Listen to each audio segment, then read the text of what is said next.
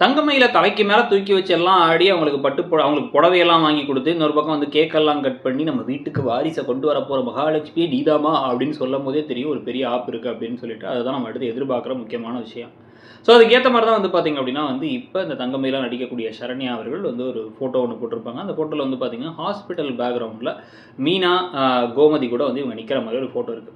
அப்போ ஹாஸ்பிட்டலுக்கு செக்கப் இவங்கெல்லாம் சேர்ந்தாங்க உள்ளார போக அங்கே வச்சு வந்து இவங்க வயிற்றில் குழந்தையே இல்லைங்கிறது இவங்களுக்கு தெரிய வர அதை வந்து இவங்க வந்து மீனாகிட்டையும் கோமதிகிட்டையும் மறைச்சிங்க கொண்டு வந்து ஃபேக்காக ப்ரெக்னென்ட்னு வந்து நடிக்க போகிறாங்களா அப்படிங்கிறது தான் முக்கியமான கேள்வி. அது நடக்கிறதுக்கான வாய்ப்புகளும் அதிகம். அப்படின்னா அப்படி நடித்தாங்க அப்படின்னா வந்து அது சிக்க வரும்பொழுது ஒரு பெரிய பிரச்சனையாகும். ஏன்னா சரவணை இப்போ வந்து திருப்பி வர வீட்டுக்குள்ளே அந்த படிப்பு விஷயத்தில் உண்மை தெரிஞ்சு அவங்கள வீட்டை விட்டு துரத்திட்டு திருப்பி வீட்டுக்குள்ளே சேர்த்துக்கிட்டதே எதுக்காக அப்படின்னா அவங்க ப்ரெக்னெண்ட்டாக இருக்காங்க, நம்ம குடும்ப வாரிசு வைத்த வளருது, நம்ம குழந்தை பிறக்க போகுது அப்படின்னு ஒரே ஆர்வமாக இருக்கார், சந்தோஷமாக இருக்கார். அதனால தான் தங்கமயில் சொன்ன பொய்யை மறைச்சு அவங்க அப்பா கிட்ட பொய்யே சொல்லாத மறைக்காத சரவணை இதை மறைச்சு இந்த வேலையெல்லாம் செஞ்சுக்கிட்டு இருக்காரு.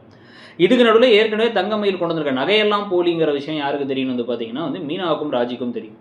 இப்போ இது எல்லாத்துக்கும் இடையில இந்த பிரெக்னன்சியை அவங்க மறைச்சு சில திருட்டுத்தன வேலைகள்லாம் செஞ்சு கொஞ்ச நாள் கொண்டு போயிட்டு கடைசியாக வந்து ரொம்ப நாள் கர்ப்பத்தை மறைக்க முடியாதுல்ல, அது வந்து கர்ப்பமே இல்லைங்கிறது தெரிய வந்துச்சு. கர்ப்பம் இல்லைனாலும் மறைக்க முடியாது, கர்ப்பம் இருந்தாலும் மறைக்க முடியாது.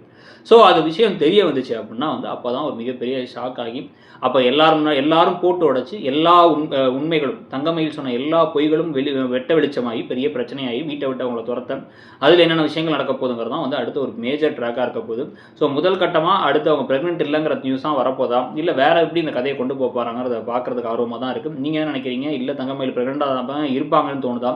இப்போ போகிற விதம் எப்படி இருக்குது? இன்னொரு பக்கம் திடீர்னு சுகன்யாவை நல்லவங்களாக்குற மாதிரி பேசுகிறாங்க, குமரவேல் நல்லவராக்குற மாதிரி பேசுகிறாங்க, குமரவேலியை அரசையும் திருப்பி சேர்த்து வைக்க ட்ராக் வரதுக்கான வாய்ப்பு இருக்குன்னு பல விஷயங்கள் நடக்க போகுது.